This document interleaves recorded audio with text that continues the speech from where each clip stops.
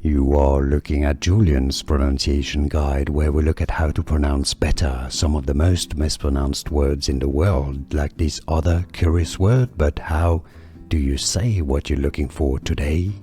We are looking at how to pronounce these names and more confusing names that too many mispronounce, so make sure to stay tuned to the channel to learn more.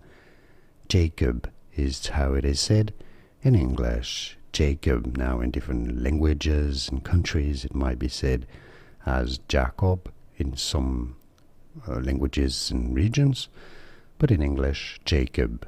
And now you know more videos for you here to learn more correct pronunciations, including of biblical names, names from the Bible that many get wrong. Thanks for watching. Here are more videos on how to pronounce more confusing words and names too many mispronounce. Like this video if you found it useful. I appreciate your support. I'll see you soon and thanks for watching.